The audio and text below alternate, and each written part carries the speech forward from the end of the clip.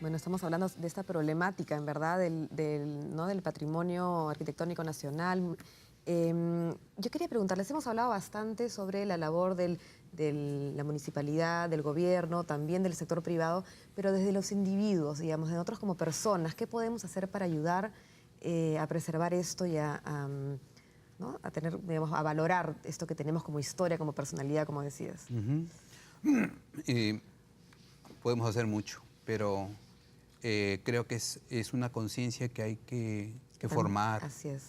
Sí, Desde niños, en verdad, quizás, sí, ¿no? en el desarrollo de la obra del Eje Cauca-Yali, en el que tratamos con toda la clase de vecinos que puedas imaginarte, constatamos que había un grupo de gente a la que no le importaba absolutamente nada, no apoyaron la idea, les daba lo mismo, pero otros en los que sí había mucha ilusión, ¿no? Porque ellas tenían la visión de que eso iba a contribuir a sus negocios. Claro. Y de hecho se ha atestiguado una reactivación económica en sus negocios. Pero yo creo que en el vecino tiene que formarse un compromiso, y por eso hablaba antes de lo importante que es conocer la ciudad para quererla, ¿no? Y, Claro. eso, discúlpame que te interrumpa, Sí. ¿sabes qué? Eso somos culpables todos. Porque, por ejemplo, los que viven en sitios alejados del centro histórico se han quedado con el prejuicio de los años 80 que Lima era extremadamente peligrosa. Y, por ejemplo, hay muchos chicos que estudian en colegios de Miraflores, de La Planicie, de La Molina, de San Isidro, y no han ido nunca al centro de Lima. Y eso me parece terrible, ¿no? Porque sus padres les han dicho que es muy peligroso. Claro. Pero mira, cuando hablamos de... Tu respuesta ha hecho referencia a lo que digamos que si esto se mejora, va a haber una mejora a nivel económico personal. Sí. Pero digamos, ¿cómo hacemos para también establecer la idea de que esto nos puede contribuir como peruanos, digamos, un poquito más macro, un pensamiento un poco más allá de mí, ¿no? Más allá de mi propio ego? Esto es un tema también, ¿no? De educación, Sí, déjame que yo te responda esto. Con la Dirección de Cultura, la Gerencia de Cultura, que ahora ya no es subgerencia, sino Gerencia de Cultura de la Municipalidad, se está haciendo programas para incentivar y concientizar a los niños en lo que es patrimonio cultural en los colegios. Entonces, lo importante es que nosotros les enseñemos a los niños que en el colegio donde ellos viven ha sido una casona, que vivió el presidente tal o fue tal institución o importante. viven cerca de una huaca, ¿no? Viven cerca de una huaca. Entonces, que ellos sepan de dónde están, en su ambiente, eso es patrimonio y es la herencia y la memoria que ellos también le van a dejar a sus hijos futuros. Entonces, y eso ellos en el colegio lo reciben y lo llevan de sus padres. Porque mucha de la gente que vive en el centro de Lima o que vive así en estos inmuebles que son patrimonio, son gente que ha venido de provincia. Entonces no tiene, o sea, ellos cuidan su iglesia de su pueblo y hacen sus polladas para recuperar la iglesia porque es el patrimonio de ellos. Pero Lima no se siente identificados porque ellos han venido después. Entonces, lo que hay que hacer es concientizarlos y eso es lo que se está haciendo con una campaña con la Gerencia de Cultura de la Municipalidad, yendo a los colegios para que los niños aprendan y ellos lleven ese aprendizaje a sus casas y les enseñen a los padres. Y no solamente se tendría que hacer con los del centro de Lima, sino hacer a nivel Lima metropolitana, las universidades, que tú dices que vas a traer a tus chicos a que conozcan el centro de Lima. Lima es una ciudad que fue peatonal, nunca ha sido de carros. Cuando se creó Lima en la época colonial no existían los carros, gustan caballos. Entonces, es eso de volver Lima peatonal y recorrerla peatonalmente es una experiencia muy rica.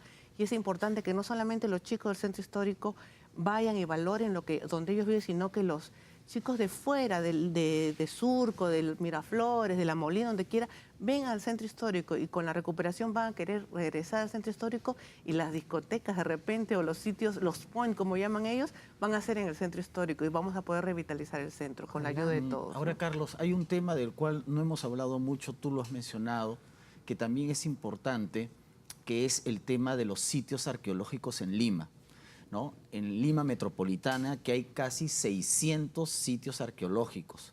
Hay muchas huacas que lamentablemente han desaparecido, pero todavía nos quedan muchas. Y hay también experiencias exitosas a nivel residencial.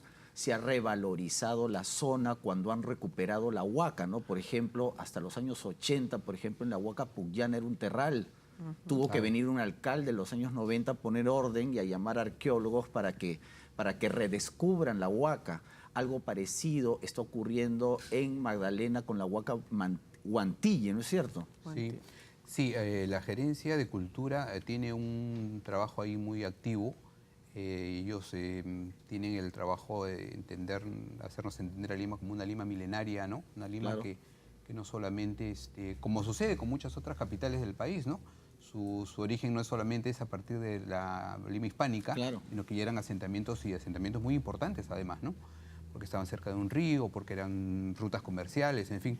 Y yo conozco de cerca el caso de la Huaca Palomino, A ver, ¿no? que fue intervenido con diles a los televidentes dónde está la Huaca Palomino. La Huaca Palomino es una pequeña huaca que está cerca de la Avenida Venezuela ¿Ya? y que está enclavada en el centro del conjunto habitacional Palomino, que durante años fue un fumadero, un sitio donde se arrojaba basura, ¿no? Y la vez Y un pasada... urinario público un también, urinario público, un lamentablemente. sitio desastroso, ¿no? Oscuro, y la huaca cada vez está más plana, está más destruida.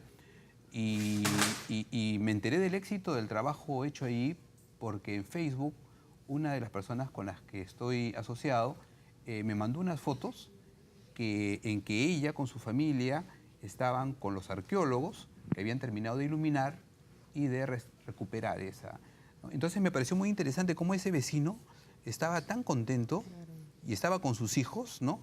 Porque sentía que vivía cerca de un Lugar hito importante, histórico, claro. pero que ahora estaba iluminado, que ahora era un lujo, y contaba, por ejemplo, que tenía amigos del extranjero que iban a venir y que les había escrito que vivía frente a una huaca, y ellos no podían creerlo, Claro. ¿no? Y O sea, entonces, ahora vivir frente a una huaca se ha convertido en un valor, ¿no? Es un O sea, valor. es un Sí. valor añadido al antes paisaje, era un desastre, ¿no? ¿no? Ahora es una cosa que pues, te llena de orgullo, y eso se tiene que replicar porque Lima está llena de huacas, y huacas que han sido destruidas. Yo la vez pasada leía que el hospital, por ejemplo, del empleado, El Hospital Regabliati, ahí había una la de las huaca huacas ahí. más importantes de Lima, ¿no? Las huacas de Santa Beatriz han Desapareció desaparecido, o completamente. la huaca Limatambo, que era gigantesca, Claro, donde ahora también. está el Alfonso Ugarte, el colegio el ahí, colegio. Sí, sí. ¿no? Ahora, María del Carmen, ¿cómo va a beneficiar la remodelación que van a hacer en la ribera del Rímac? Bueno, toda esta recuperación del río Rímac, que es el proyecto de Río Verde, va a beneficiar mucho a todos, no solamente a los que viven ahí, que se les va a reinsertar, y no solamente va a ser toda la parte paisajística, se va a hacer la recuperación paisajística del río. Ya Lima no va a mirar de espaldas al río Rímac, no va a mirar de frente al río Rímac, y también va a haber mucho para la inversión, o Qué sea, maravilla, va a haber pues, un inversionistas, encauce, ¿no? pues, se va a encauzar el río, aparte de lo que Canalizar el va a río, pues, canalizar. ¿no? Como en otras ciudades del Exacto, mundo, ¿no? Y se va a poder ver el río, disfrutar de la vista del río, que ahora tú ves al río y solamente ves un botadero de basura, ¿no? Entonces, es muy importante, y es una de las obras que se tiene que hacer es a largo plazo, no es una cosa que va a ser inmediata, pero se está haciendo poco a poco, se está trabajando con la gente que está viviendo en las orillas del río para retirarla de ahí porque es un sitio peligroso. Pero se le está indemnizando, ¿ah? Se le Pero está hay reubicando mucha a la gente. desconfianza digamos, en esos proyectos de la gente misma. Sí, la gente tiene mucha desconfianza porque muchos años, vamos a decir, los han mecido, como Así se es, dice. Entonces, ¿O los han abandonado? los han abandonado, los han dicho, sí, se va a hacer. O sea, nosotros estamos trabajando con lo que es renovación urbana, y mucha de la gente que vive en estas casonas, que vive en estos sitios que no son adecuados para su vivienda, dice, siempre nos vienen a hacer encuestas, nos vienen a hacer decirnos que nos van a reubicar, que nos van a dar, que nos van a hacer renovación urbana, y hasta ahora 20 años que estamos con la renovación urbana y no hacen nada, ¿no? Sobre eso quería yo contar algo, discúlpame. Sí, ¿Terminas? por favor. Sí, ¿Me dejas? Quería contar porque es algo que sé de primera mano, porque a Emilima le han encargado como empresa inmobiliaria que se encargue. La municipalidad ha construido aproximadamente 1000 departamentos que están muy cerca del río, en donde se van a llevar a las personas ¿Ya? que antes vivían en un estado deplorable y sobre todo con gran peligro de sus vidas, Claro, porque de alto vivían riesgo. en sitios en que se desmoronaban cuando había crecidas, ¿no? Entonces, lo sé porque a nosotros nos han encargado lo que es la titulación. Hay un proceso que se llama de independización, que es muy complicado, que no quiero ni contarles para no aburrirlos, pero es el proceso por el cual un departamentito tiene un registro inmobiliario, ¿no? sabes que está inscrito en los registros públicos. Eso lo estamos terminando de hacer nosotros en Emilima y eso va a hacer que a las personas que se les está retirando del sitio en el que vivían, que no eran propietarios, sino que eran posesionarios solamente, van a pasar a ser propietarios de un departamento que yo los he ido a ver y son muy funcionales, muy buenos, tienen 3 baños, 2 dormitorios. Entonces, eso yo creo que es una cosa muy importante porque se está trabajando con ellos el tema de que, bueno, no solamente te saco ahí porque necesito modernizar la ciudad, sino que además me preocupo de llevarte a un sitio, ¿no? Es absolutamente Sí. importantísimo, si no, no se puede. Entonces, queda claro pues que hay que recuperar el centro histórico. Yo quisiera terminar este programa invitando a las familias, a los padres de familia, a que lleven a sus hijos a conocer el centro histórico. Aquí se ha dicho una gran verdad: nadie quiere, nadie aprecia lo que no conoce, ¿no? Defender el centro histórico, defender casonas o edificios emblemáticos a lo largo y ancho de la ciudad es defender nuestra identidad, es defender nuestra historia, es defender nuestra cultura. Hay que defender el perfil de Lima, porque Lima tiene su personalidad, así como Trujillo tiene la suya, Huamanga, Arequipa, por supuesto el Cusco, Iquitos, Cajamarca. Todos los peruanos debemos defender nuestro patrimonio cultural y específicamente el tema que hemos estado hablando ahora, el patrimonio, digamos, monumental, los inmuebles, las iglesias, las casonas. No hay que defenderlas porque sean muy antiguas, ¿no? Porque, por ejemplo, hemos visto que en el caso de Lima, parte de la personalidad arquitectónica de Lima es el arte neocolonial, ¿no? Sí. Por eso hay que defender a nuestra ciudad y defender su patrimonio inmueble.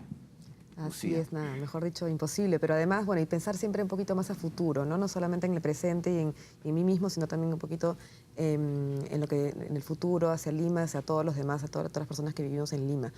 Bueno, muchísimas gracias por estar con nosotros hoy día. Realmente ha sido muy, muy claro todo lo que nos han transmitido hoy día. Muchas gracias por estar con nosotros. Al contrario, gracias a ti. Muy agradecido. Sí. Y no se olviden nuestros televidentes de visitarnos en nuestra página en Facebook. Muy buenas noches.